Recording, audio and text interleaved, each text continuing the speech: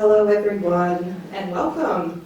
My name is Brenda McKinley. I'm the Library Director at the Ridgefield Library, and I'd like to welcome all of you to tonight's program, What Do I Need to Know About Dyslexia to Help My Child, with Dr. Margie Gillis. To start, I'm going to just share a couple of brief housekeeping items. First and foremost, of course, if needed, restrooms right out and to your left. Tomorrow, I'll be sharing with everyone who registered a PDF of Dr. Gillis' slide presentation and a resource guide that Dr. Gillis prepared. I'll send that to you via email, so please be sure to look for that. We're going to start tonight with a presentation, and we're going to follow with a question and answer period. With Dr. Gillis' permission, we're going to be recording her presentation. We'll get it posted up on the library's YouTube channel. It'll probably be early next week when that happens. But I am going to stop the recording when Dr. Gillis is done with her presentation, and I'm going to not record the question and answer period. I think we know from past experience that some of our questions may be personal, and we might all be feeling a little emotional because, after all, it's our kids that we're talking about. Here at the library, it's really important to us to foster an environment where we can come together in a supportive space to gain a deeper understanding of issues and situations, to learn about the resources that are available and how to access them. And especially when that learning, when what we're learning about is a challenging situation, it's important to know that we're not alone. So I'm beyond grateful to be able to host Dr. Gillis tonight with the support of the Corey Family Education Fund. My heartfelt thanks to Chris and Megan Corey, who are in the audience tonight. Before I introduce Dr. Gillis formally, if Chris and Megan would like to come up and say just a little bit.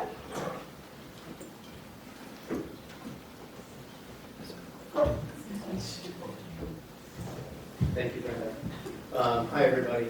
Just a quick couple of notes on how we're here, and we're thrilled to be here, first of all. But having grown up in Ridgefield, being usually studying at the desks in the old library, this is a different role for us. But we're thrilled to be here. We're big fans of the library, big fans certainly of Brenda and the team here. And a few years ago, we had a personal experience with dyslexia, and we said, what can we do? And so wanting to take action on that, we were able to kind of convene with Brenda and team and come up with an idea to bring speakers such as Dr. Gillis in and talk about dyslexia. For us, and my wife Megan will share a little bit about the results, but our experience has been phenomenal. And as you know, it takes a village, and I think that we are very fortunate to live in a pretty incredible village called Ridgefield. So with that, thank you, Dr. Gillis. Just turn it over to Megan. I'm going to give you a quick personal. Thank you guys so much for coming. We're so excited to bring this to Ridgefield and help everyone with their family and our personal experience. Our daughter had a really difficult time in kindergarten. Actually, her kindergarten teacher's here, and I didn't know, so I wanted to thank her because she was such an integral part of the process of this press off. It was just a really emotional time for us and her in the class, and she would get upset and need to walk out, and Ms. Pressoff would walk her in the classroom trying to calm her down, and we couldn't figure out what was going on. It was really hard for her, and her whole personality changed. Like, she was just not wanting to go to school. She'd be crumpled up in a little ball, like she's comparing herself to her peers. And through this process, we figured out that this might be a possibility, and through the collaboration of the school, we were able to get her tested and get the services that she needed, and she was skyrocketed from there. Like, her was a phenomenal growth, and now she's just a voracious reader. We can't get her to stop reading, tell her to sit down, like, look where you're going, just put a book in her face. Like, it's amazing. So I wish for everyone here that you have wonderful experiences and you're able to bring that to your family and help, and this helps you through your process wherever you are. Thank you.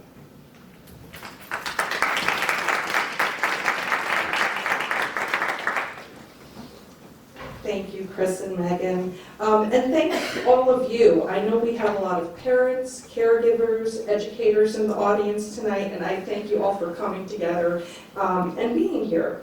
So, our speaker, Dr. Margie Gillis, Ed.D., CALT, is the founder and president of Literacy How, Inc. It's a nonprofit organization that provides professional learning opportunities and coaching for educators on how best to implement evidence-based practices in the classroom.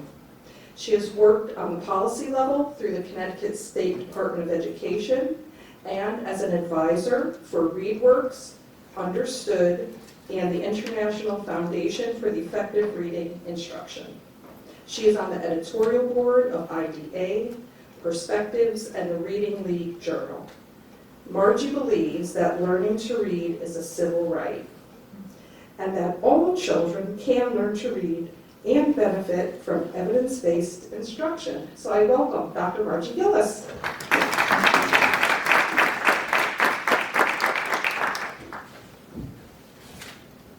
Thank you very much, Brenda, for that lovely introduction and for inviting me. And thank you, Chris and Megan and Corey, for sponsoring this event. Nice to see lots of people in the audience.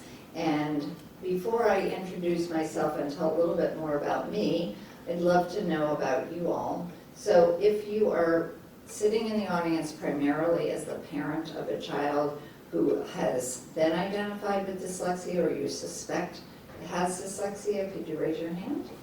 So the vast majority of you are wearing that hat tonight. And how many of you are educators working with kids? And how many of you are both educators and the parent of a child with dyslexia? All right, so cool, excellent. And how many of you have children that are like K6? Okay, what about 7, 12? So, okay, great. So I have a real span, which is usually the case, and that's great. So just a little bit about me, because I have so much I want to share tonight, and I want to make sure I have time for Q&A. I actually had 2 opportunities to talk about my journey today in 2 different contexts, and so I feel like I've told this story a few times, but the very long story short is I grew up with 5 siblings, and I was the 5th of 6, and my older brother, one of my older brothers, was dyslexic but didn't know it. We didn't know it. This was the 50s. We did not identify dyslexia at the time, but I was inspired by him because he had grit, and he was determined he was going to figure it out. He struggled mightily. And to this day, he still has some self-esteem issues, but he's been successful as an adult. And so, you know, I think I just knew I had to do this work. This has been my vocation from the time I was a little girl. Interestingly enough, I met my husband years later, of course, and I diagnosed him with dyslexia. He didn't know he was dyslexic, and I said, you know what, I have something to share with you. Like, what's that? I said, did you have trouble learning to read? He goes, yeah, how'd you know? I'm like, well, I mean, he read pretty well, so that wasn't my red flag. My red flag was he couldn't hear, you know, the sounds and words very well. He keeps saying, I don't understand what you're saying. He'd drop off the endings of words. His spelling was atrocious. I mean, he had all the red flags. But he is a very successful entrepreneur and, you know, classic in some respects case. But all that to say, you know, and of course I have a dyslexic child, but why wouldn't I, right? Because it's very hereditary. So it's interesting how life works and how, you know, for me, I felt like I had this path put in front of me, and I was very blessed to be able to follow that path. I went to an undergraduate school here in Connecticut. I won't name the school. It's a very good school, but I learned and I wanted to teach kids to read. I learned zilch about teaching kids to read. And I knew that, obviously, but I didn't know what to do or where to go, and it just so happened a colleague of mine, a classmate actually, from this college, told me about the program at the University of Connecticut, And I was very fortunate to get into that graduate program, and I studied with 2 researchers from Haskins Laboratories. And as you see, I have an affiliation with Haskins Labs, where I came back sort of full circle after studying with Dr. Lieberman, and 25 years later finding a position at Haskins Laboratories where I was able to apply the research. So from the time I graduated from UConn in 1975 to 2000, I was a practitioner. I taught kids of all ages, young kids, middle school kids, and adults to read. And I learned a whole lot about all the different profiles, some of which I'll share with you tonight. And then my husband said, you really need to go back to school and get a doctorate so you can influence more teachers and kids vis-a-vis the teachers. So I did that, and that was a great career choice for me and path for me. I worked at Haskins for 10 years, and then the research grant funding that was funding the work that we were doing, we were researching applied science of reading stuff, dried up, and I said, I can't stop doing this work, it's too important, there's such a huge need, so I started Literacy How at that point so that I could continue the work that we started at Haskins. And as Brenda mentioned, it's a nonprofit organization. We work with teachers throughout the state of Connecticut, pre-K all the way up through high school. I have a team of 10 mentors, we call ourselves, but we're really coaches, and we get into teachers' classrooms. Gen Ed, Tier 2, Tier 3, special education, all tiers, and really help teachers learn how to apply the science of reading. So I'll talk a little bit more about that tonight, and we'll have time for Q&A at the end, but I think some of that background is relevant to tonight's talk. So again, Literacy How, we empower teachers with knowledge. We really truly believe that it's the teacher that makes the difference. Many of you know that Connecticut passed legislation about 1.5 years ago, the Right to Read Act, which is requiring districts to select a core reading program to teach reading, or demonstrate that they don't have to have a core reading program because their curriculum covers the science of reading. So we will always, I think, have work to do to help teachers take those programs, those curricula, and help them make sure that they're knowledgeable so they can make sure that the instruction that they're guiding and the students they're teaching are getting what they need. And you'll hear more about that and why that's so important. So I'm going to attempt to answer these questions tonight. What is dyslexia? What are some myths about it? What are instructional considerations when we work with children with dyslexia? What are the effects of dyslexia? And then importantly, attached to that, how do we identify students with dyslexia? What are some difficulties that may co-occur with dyslexia? And then we'll do our Q&A. As Brenda said, let me see if I can get out of this for 1 second. As Brenda mentioned, you will get this PowerPoint handout, and you will also get this handout. Let's see if it'll open up. What was this magic that you did, Brenda? It's a You made it. question. You made it work, and now I don't see it. Let's double check the desktop. Maybe you Oh. like that. Is that it? No, Open. I don't know why it's not showing. Sorry. No, you're fine. Sorry, I'm, everybody. it's okay. You know what? She's a PC girl, woman, and I am a Mac user. So I'm all thumbs when it comes to this. You went like that and it appeared. Well, yeah, but. That's okay. And we won't take the Okay, time. okay. It's all right. I'm sorry, everybody. It looks like it's there, but it's not showing. It's actually in there. We need to restart the slide. Yeah.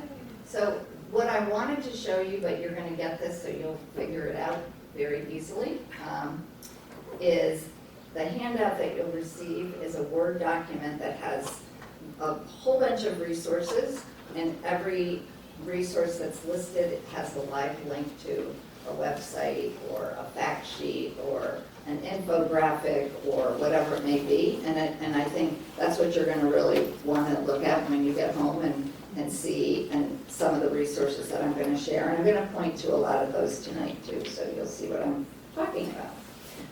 The first of which is this resource from the National Center on Improving Literacy. This is an amazing resource, so you will love searching all sorts of information on the website that has information for teachers, but a lot of good information for parents. And this one is what is dyslexia, and it talks about the fact that it's a brain-based learning disability, as well that it impairs an individual's ability to read. So I'm going to break that down a little bit more. So what do I mean by a brain-based learning disability? Essentially, you're born with it. It's neurobiologically based. So we can see the signature of a dyslexic brain when we look inside their brain with technology. We couldn't do this until the 80s. Prior to that, we learned about the fact that there were anomalies in the brain of dyslexics through post-mortem analysis of structural differences in brain. Now we can look at fMRIs and other brain technology and really see signature. And I'm going to show a little clip of a video that will talk more about that.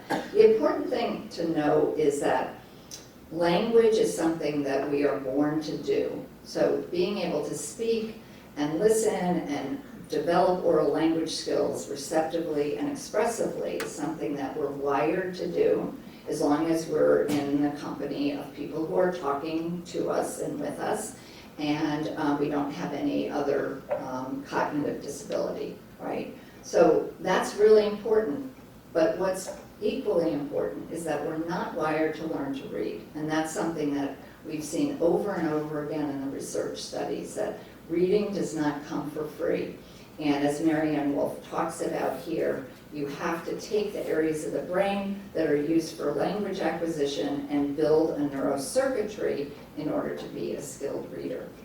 And so the other thing that's mentioned on this slide is that English is a tough language, right?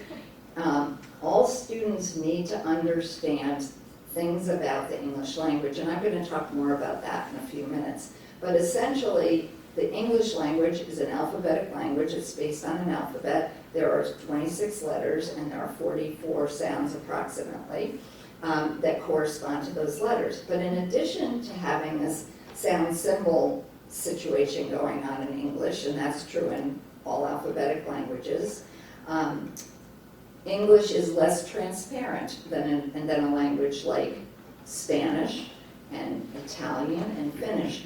They basically have one-to-one correspondence. So that's part one. Part two is that not only is English based on the sounds, it's also based on meaning. So I'll give you an example of what I mean by that. If I say the word health, everybody say health. I hope you all are experiencing good health tonight. And then if I say to you, how many sounds are in the word health?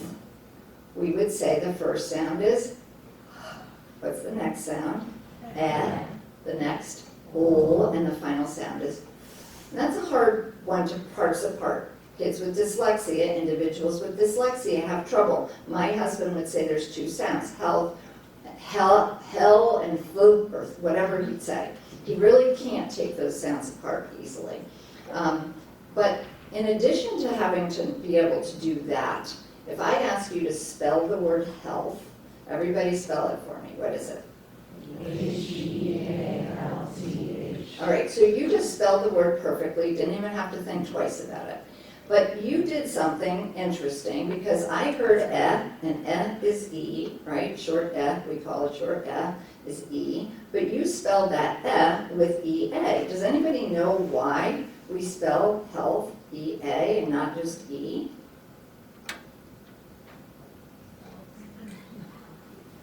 What word is inside of health? Heal.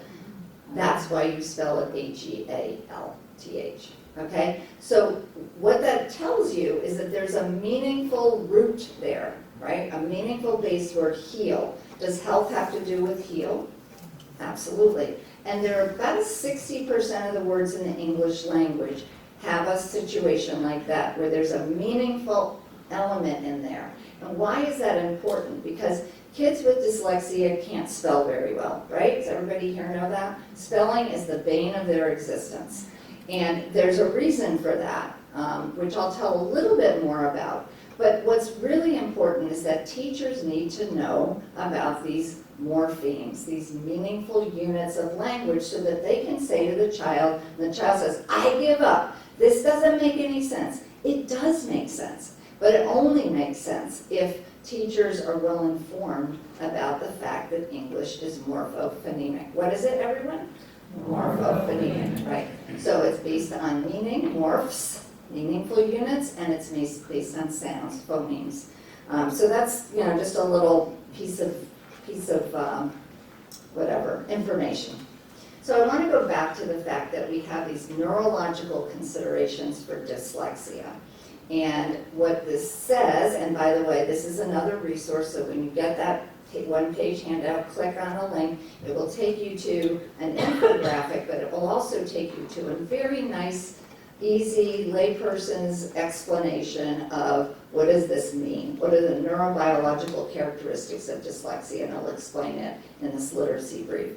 But I also want to play one of my favorite videos, which is Stanislas Dehaene is a researcher in France, and he's done a lot of interesting research studying what the brain is doing when it's reading and how we can really understand better what the neurological are and why it's important to understand that. So I won't play the whole thing, but I think you'll find this helpful and interesting. And I'm going to put it on full screen mode. Creating an I got to start from the beginning.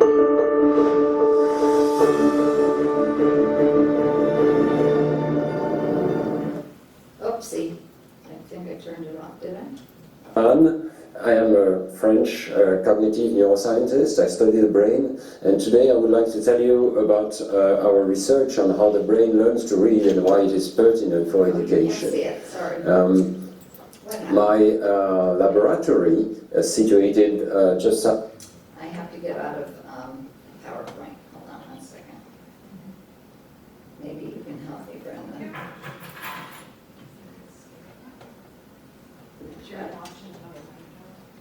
I tried to do that, but it didn't want to do it.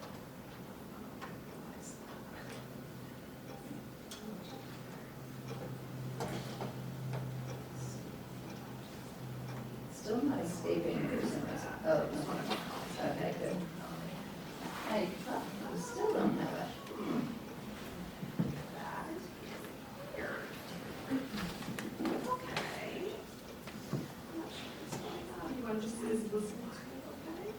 Actually, it's probably better to see it, but you know what? We'll just let them look at it later.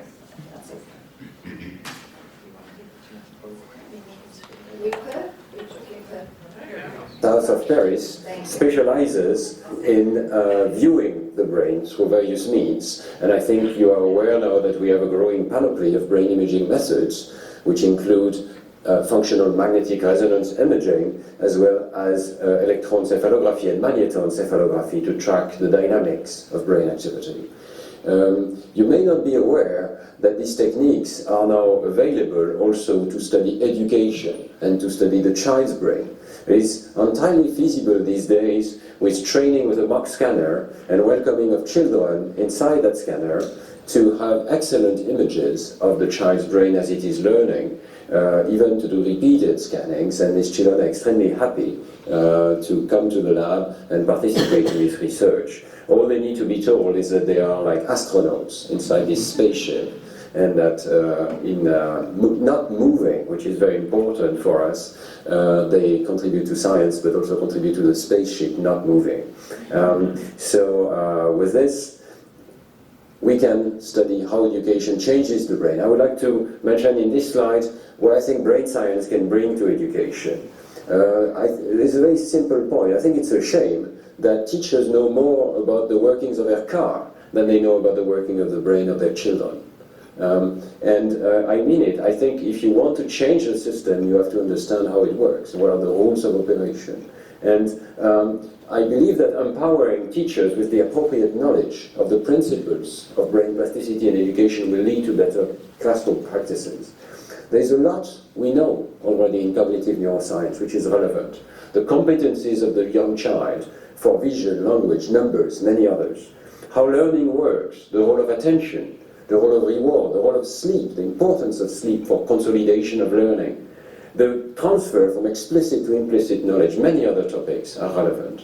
I also think that cognitive science can help measure progresses in education, and experimentation is absolutely essential in order to test education protocols and to quantify their effects on behavior and on the brain. And finally, I believe also that cognitive neurosciences can participate in development of teaching devices, such as school curricula, manuals or software. I'll give an example of that at the end. So, today I want to talk specifically about the topic of reading and what to understand about it from the brain's point of view. If you had not learned to read, any page of text would look to you like this stone, a texture, but no meaning. But because you've learned to read, you can have a conversation with the deceased. You can speak to the dead, you can listen to the dead with your eyes, because you can read what they wrote 2,000 years ago. You can communicate thoughts to the mind through the eye, which is the great invention of the world, according to Lincoln. So how does that work? Well, this is a picture of your left hemisphere. The left hemisphere of the brain is most essential for language and reading. And just to orient you, this is the back of the brain, this is the front of the brain. It's been slightly inflated, so you can see inside the folds. And now I want to show you the activation of the brain as you read one word. We see it in time. So let me start this. Here we go. And you have the word unfolding from the back of the brain to the front of the brain. It will loop several times. You can see the information enters into the occipital pole, which is the visual side of the brain, moves into the ventral areas, and then explodes into the left hemisphere distributed activity. I have no time, of course, to explain to you all of the details of this brain activity, but I want to show you a sort of caricature that you can remember. And it's very simply that reading starts as any other visual stimulation in these generic visual areas of the occipital pole of the brain, but then very quickly moves into an area that we have discovered, which concentrates the recognition of the written word. I have called it the brain's letterbox, because it is where we store our knowledge of letters. And from there, what you have seen is this explosion of activity into at least two networks, one that concerns the meaning of the words, and another that concerns the pronunciation and the articulation of the word. And so we can say essentially from the brain's point of view that learning to read consists first in recognizing the letters and how they combine into written words, and second connecting them to these systems coding for speech sounds and for meaning. And what is rather remarkable is that all of the areas in orange and in green here already exist for spoken language. They are shared between spoken language and written language. So not only that, but they already exist in a young child. We can image the brain of young babies, even when they are extremely young, a few months of age. We have various methods for that. And when we have them listen to language, we already see this network of regions which exist also in the adult brain and that process spoken language. So we may say that reading is not creating something completely novel. Reading consists essentially in connecting, creating an interface between vision and the language system, the spoken language system. So I'm going to stop there. And Brenda, do you want to just try to get my PowerPoint back up and running, and I'll talk for just a minute about what Dr. DeHane said. And it's a 30-minute video, so you might be interested to watch the entire thing. But what I really wanted to explain here is this idea of the networks that are built through the association between the visual, the auditory, right, what the sounds are of the spoken sounds associated with letters, thank you, and the meaning. And all of those systems are activated, and if you look at this picture of the brain and the regions that Dr. DeHane referenced a few minutes ago, you can see those networks are really connected with one another. And in this slide, you see a picture of a brain, the left hemisphere of the brain of a student who is dyslexic, and pre-intervention not activating those important areas of the brain in the left hemisphere, and post-intervention activating those areas where you're associating the visual with the auditory or the pronunciation and the meaning. And so what Dr. DeHane said is so important, that we empower teachers to know that they actually can change the wiring of the brain. We have lots and lots of research for this. If the intervention is given, and the brain is so plastic, even if it's not given early, although that's optimum, it still can happen in middle school up into young adulthood. So that's very promising and hopeful. The second part of the infographic that I showed you, where we talk about dyslexia as being a neurobiological disorder, condition that impairs the ability to read. Another important point, just comparing what skilled readers do, which is recognizing words instantly, reading at a good rate, recognizing tens of thousands of words, learning them quickly, and not forgetting them. So associating with the word with what they see, with its meaning, and being able to do that effortlessly. So one of the other resources that you're going to see from the National Center on Improving Literacy is something I think is really important, is this idea that there are myths that are still out there about dyslexia. So I'm going to show you a series of slides that kind of consider the myth versus the fact. The first one, that all students with dyslexia demonstrate the same problems. That is not true. So we have to think about a continuum of reading disability and dyslexia, and I'll talk a little bit more about that in a minute. Also, that dyslexia is a visual perceptual problem. There are a lot of people that still think that. There are a lot of parents that have taken their children for ophthalmological assessment and exams because they might suspect that the child is seeing letters backwards, because they do tend to reverse, especially up to a certain age, usually 7 or 8. So it's not a visual perceptual problem.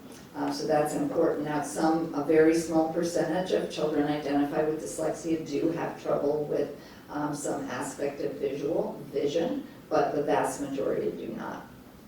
And so this idea that there is a continuum of severity is really, really important, because you can be mildly, moderately, or severely dyslexic, and I'll share a little bit more what do I mean by that and what does that look like. It's important from an instructional point of view, because if you're mildly dyslexic and you're in a classroom where the teacher is very well informed, she or he is using instructional methodology that is based on research and evidence, they might not need to be identified as a student with needing special education, right?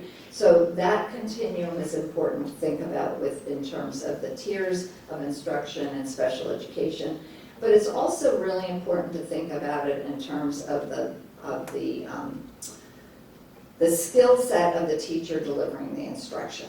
Because in some cases, children get into special education or into tier 2 or tier 3, and they might be working with a paraprofessional who doesn't have the deep knowledge that they need to have. So we want to make sure that our students that have the most severe learning challenges are working with teachers that are the most informed. I mentioned this is just a great infographic, and if you want to read more about this, you'll be able to link to that when you see the resource page that I mentioned earlier.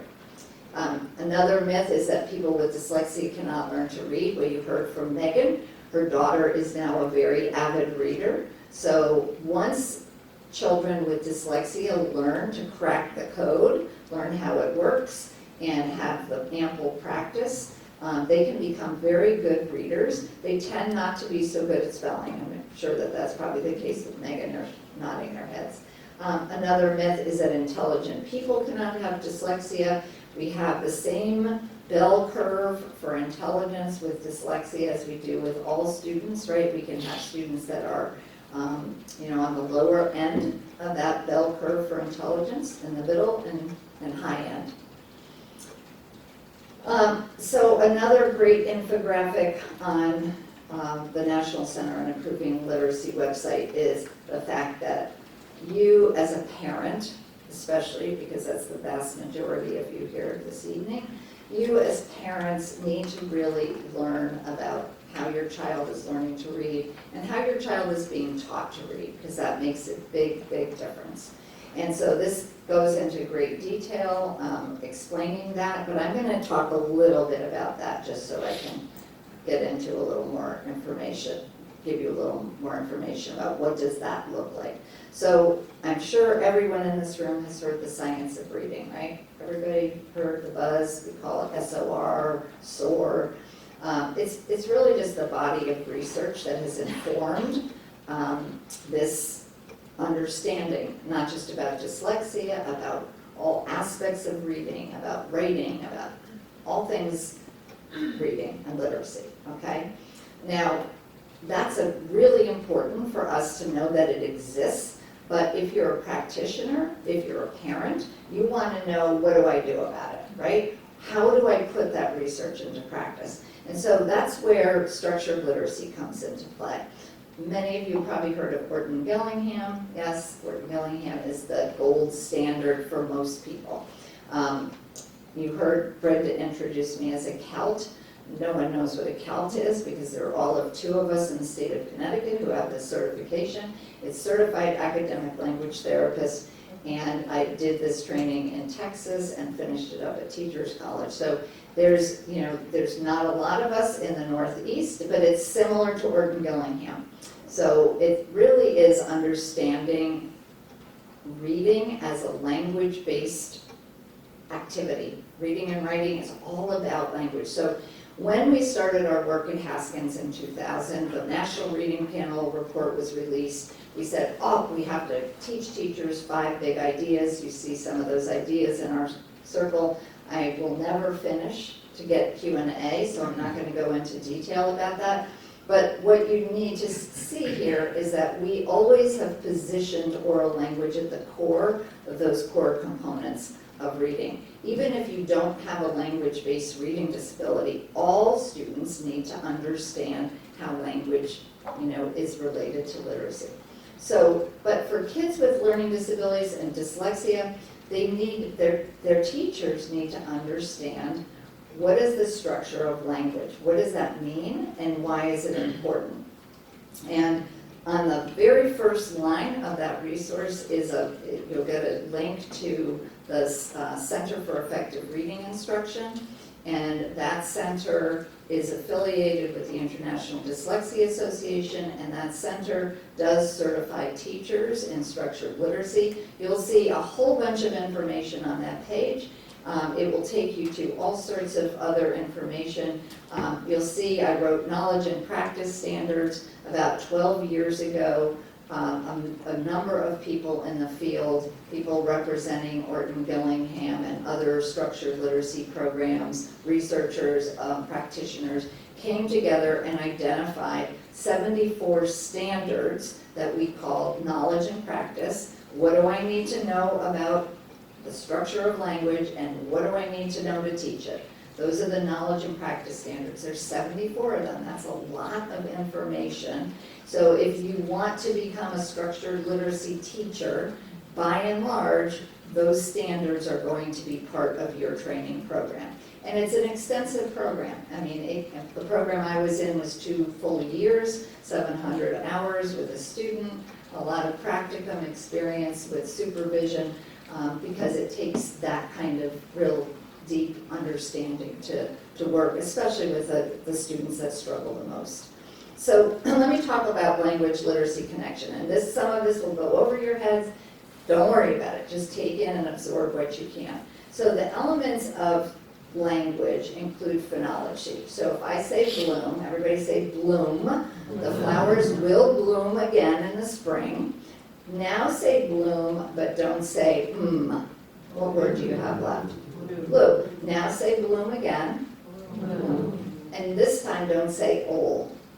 Boom. So you weren't looking at the words necessarily. I mean, you can see boom here, but that's not how you did that task. You did that task by understanding the sounds that were in that word and plucking out the and the to get what was left. Kids with dyslexia might have trouble with that task, and that's based on sounds and what's something we call phonemic awareness. Another part of structure of language has to do with phonics, and I always say phonics includes spelling, because some people think of phonics as just sounding words out. It's more than that. It's sounding words out and being able to encode or spell the words. So you have to hear the sounds, and then you have to know how to represent those sounds, like we did with the word health, right? Another aspect of language is meaning. And what I referred to earlier is morphology. So in the word uncomfortable, can you find the base word in uncomfortable? Comfort, right? And then I have a prefix. What's my prefix? On. So, and what's my suffix? What's my ending? A bull. So if I know the base word of a word like uncomfortable, I know what un means not, a bull able to be, I can figure out the meaning of words. And so that's a really important piece, not of all languages, but in a language like English where we have so many words that have those meaningful units, it's important for children to understand. It will improve their vocabulary. It will improve their spelling. It will improve their comprehension. So we talk a lot about meaning. We also happen to have an interesting language because we have lots of multiple meaning words. Look at this example. Is the meaning for the word bear in these two in the sentence the same? No, and one happens to be a noun and one happens to be a verb, but they're not related in any way, shape, or form. In multiple meaning words, sometimes they're related and sometimes they're not. So my point is that English is complicated. It's a great language. It's rich in history, but it is a complicated language, and therefore when your kids are struggling with it, they're struggling with it for good reason. Even children who don't have learning disabilities, some figure this stuff out on their own, but many do not. So that's why having teachers who understand this is really important. Another aspect of language is sentence structure, also known as syntax. This is an example of a complex sentence, a sentence that is not necessarily complex in terms of simple, compound, complex, but a sentence that's hard to understand because of its relative clauses. And last but not least, we have discourse. So discourse is just how text is organized at the paragraph level. All that to say, this is what structured literacy is kind of organized around, these elements of language. Now, not only does structured literacy have to do with those elements, it also has to do with how we teach those elements. And something that you've heard a lot about, I'm sure, is multisensory, right? It has to be multisensory. I prefer the term multimodal. It has more to do with writing and practicing letters and shaving cream. It has more to do with the sensory input, language by ear and by eye, as well as the motor input, language by mouth and by hand, than it does have to do with tracing letters and shaving cream. So you probably have a pretty good picture by now that dyslexia is complicated, right? And it's complicated for lots of reasons. Now, many, if not most dyslexics have this problem with the sounds. They have trouble hearing those sounds. But some can also have trouble with the spellings of words, and that's referred to as orthography. So assessments are key because the interventions are not going to be the same. If a child is struggling mostly with the sounds, their program has to emphasize the sound awareness and phonemic awareness. If it has more to do with spelling issues, that's something they need to practice. So I'm going to come back to that in a minute, but I want to just talk very briefly. I've mentioned this already, so I won't go into detail, but as I said, phonology, which is our speech sound system. In all languages, you have a phonology.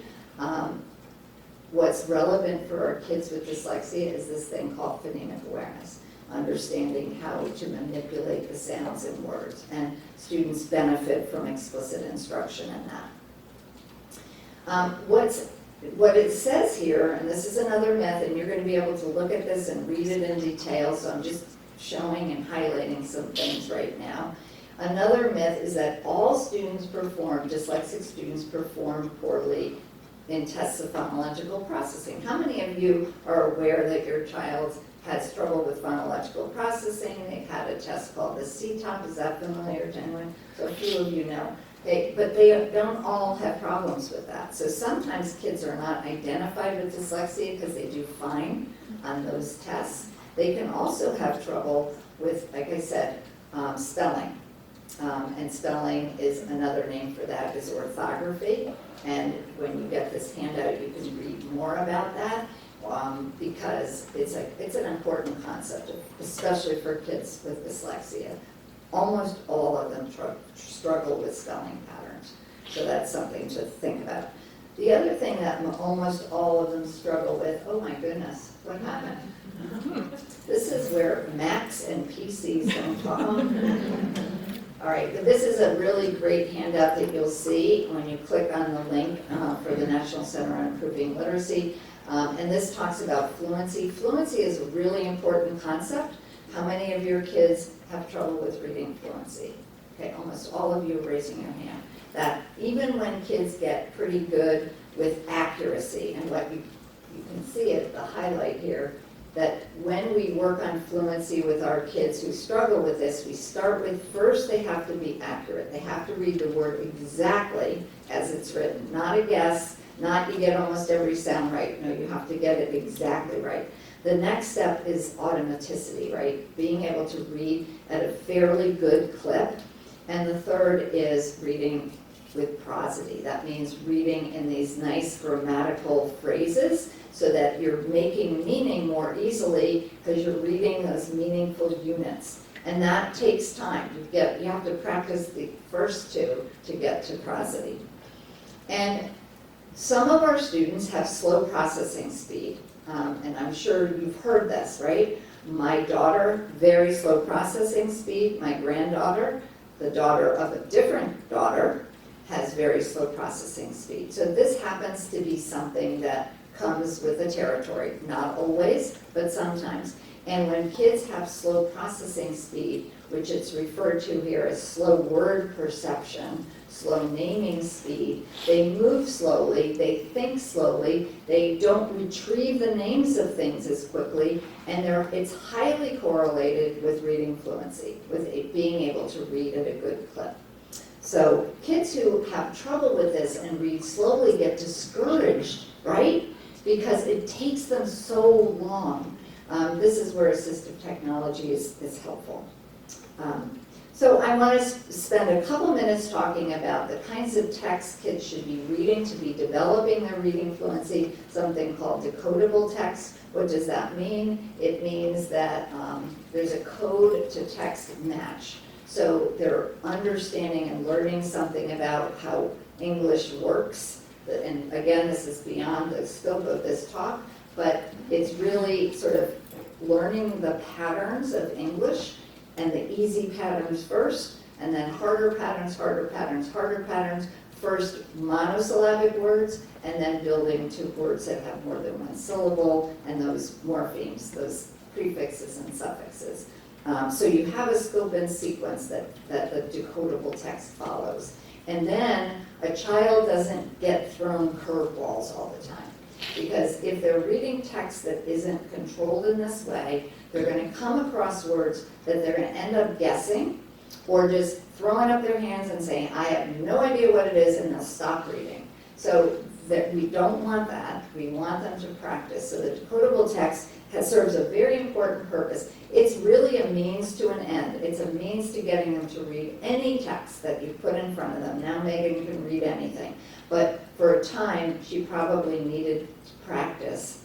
It's not Megan, you're Megan. Megan's okay. Your daughter. I got it. You got it. Needed help with, with controlled text to practice. So not only is there a code to text match, there's a lesson to text match.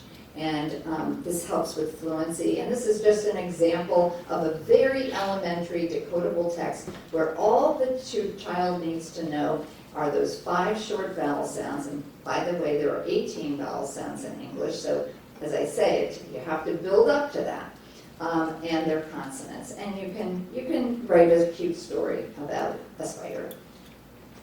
Another myth is that we can predict who's going to respond to instruction. And it's important for us to know that that is not the case. We don't know. And so the only way that we can individualize an instruction for these kids and ensure that they're going to get good at reading is to monitor their progress frequently. And that's something that teachers really struggle with, I think, for 2 reasons. One, because it's very time consuming, especially if you don't have a system for doing it. And the second part is that when you get the data, you have to make decisions that may require you to take the kid out of the program or intensify the program or move a child from a group to another group, which just is to say that it's not like in the old days you stayed in the group all year whether you needed to be there or not. Now we say, no, you have to differentiate instruction for the needs of the students. So now that I've talked a little bit about instruction, I want to talk about just the effects of dyslexia, and again, beyond the purview of this talk, but this is a wonderful infographic that compares typical readers to readers that may be at risk for dyslexia. And you can't read this, I know that, but I just wanted you to see how it's organized. So you have, this is the typical reader, what does a typical preschooler reader look like and what can they do? What are some of the red flags that you might see in preschool? And then all the way up. Infographic that I think, is important for us to recognize what those signs are. And you'll get access to this. Again, this comes from the National Center on Improving Literacy. So I want to talk about assessing dyslexia because that comes up a lot, and as it should. How do we identify students with dyslexia? What are the characteristics? And I've talked a lot about the characteristics, but assessing is complicated because there are many things that we have to look at. Again, because there's no, as somebody said, and you've probably heard this, if you've met one dyslexic, you've met one dyslexic. They are so different on so many levels. And so, yes, there are some commonalities that you can look at and look for, and those assessments are going to help you identify what their strengths and weaknesses are. One thing I will say, if you have dyslexia in your family, it's really important to note that and to mention that, because dyslexia is very, very hereditary. And I mentioned my father. I didn't mention my father was dyslexic. He died not knowing it. I never even figured it out. He died young. I never figured it out until afterwards, and I started putting all the pieces together. One thing that I want to also say is there's something called the dyslexia paradox. Has anyone ever heard of it? So the dyslexia paradox is this, that we know early intervention makes a huge difference. However, most kids aren't even looked at until 2nd or 3rd grade. And why is that? There's a whole bunch of reasons for it. I'm not going to go into that because we'll go down a path and we'll never get to Q&A. But there's a lot of reasons for it. Some are valid and some are not. What happens a lot of times is that when a parent says, I think my child is dyslexic and they're 5, they're not reading yet. So you can't identify dyslexia until a child has started to learn to read, or at least been taught to learn to read. And at that point you can say, here's some assessments I can administer.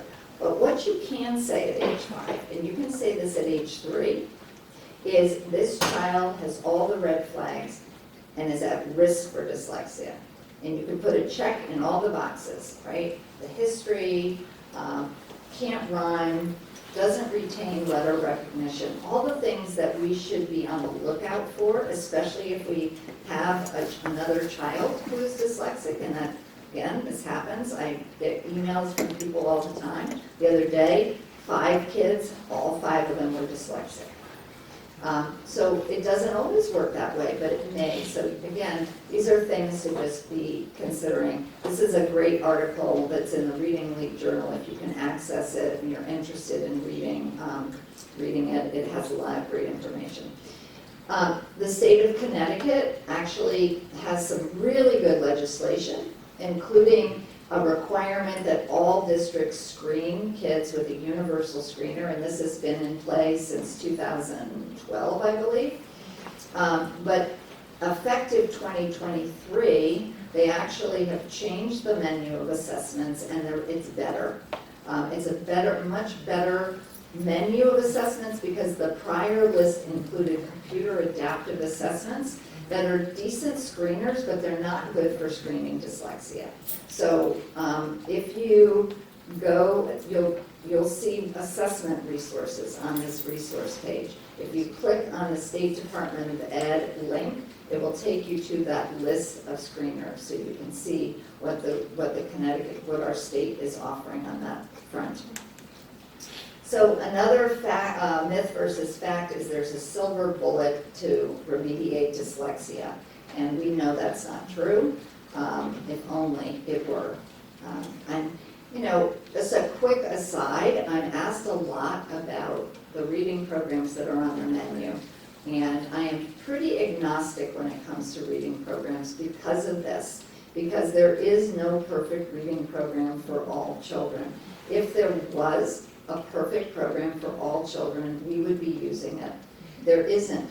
So I have to say to districts, that, especially the ones that we work with, look at your demographics, look at your data, look at, look at the research. Because even with those 7 programs that are listed, I don't think they're all created the same.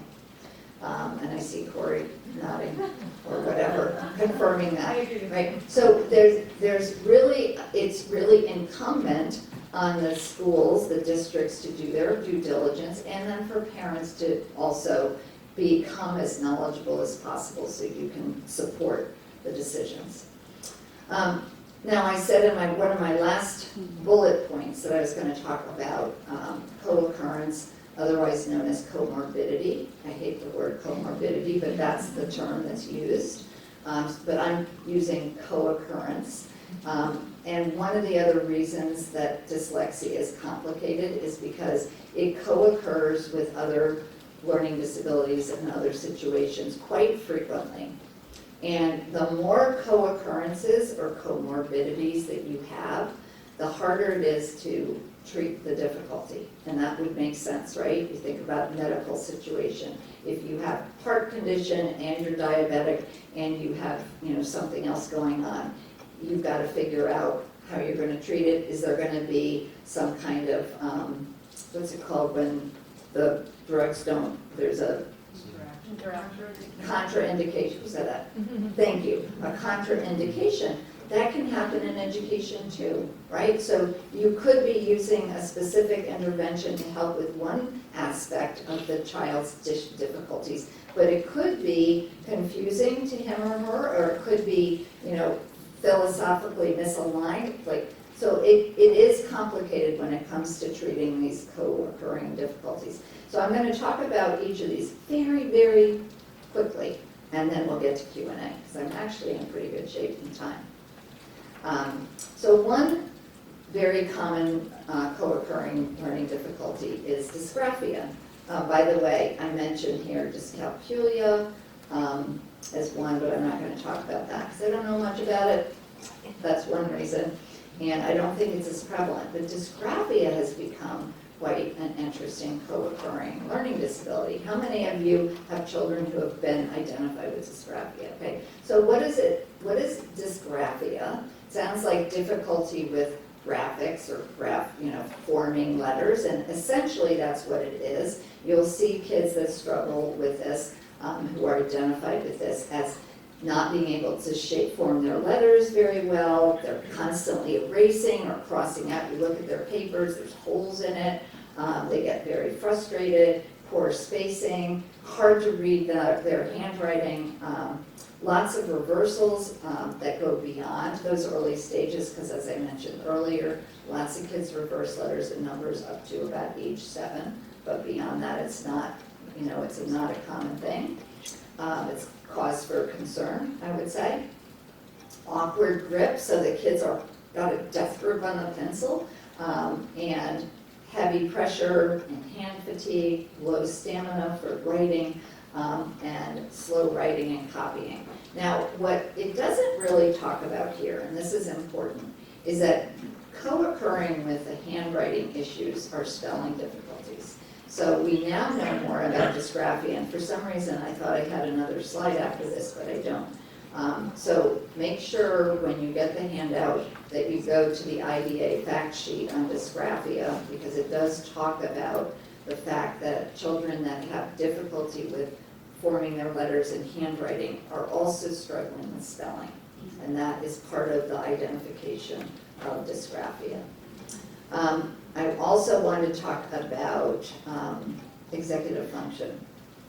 So executive function is something that many of our students have, and some are diagnosed with it or identify with it, but not very many, because I don't think we really understand it all that well. And because it's sometimes tied to attention deficit, and the two have some overlap, you're not going to see kids being identified with it as frequently.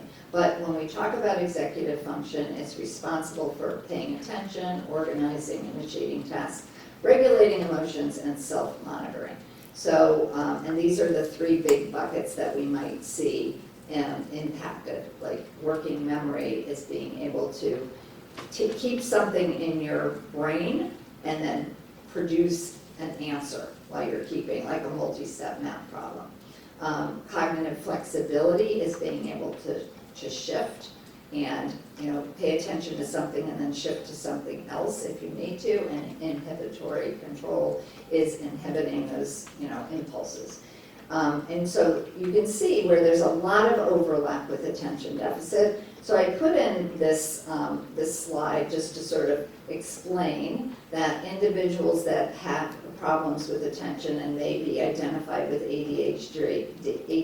ADHD struggle with executive function because the skills associated with EF, or executive function, are those skills that have to do with attention and self-regulation.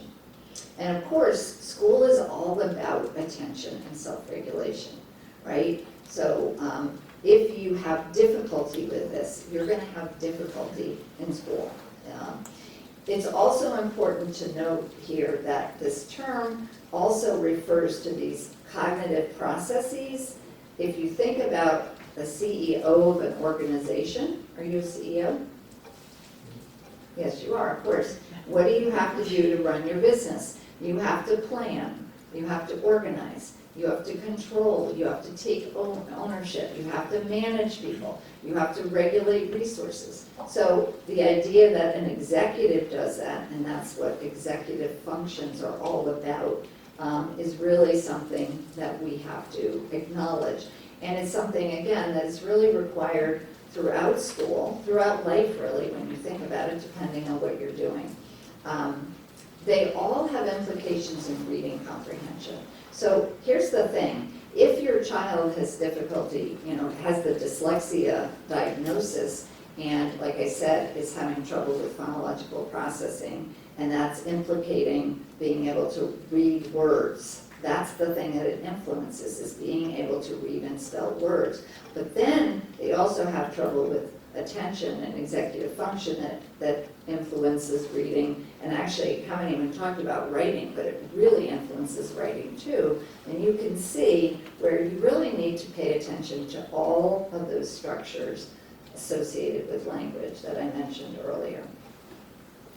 And before I close, again, I can't do justice to all of this. There's just so much.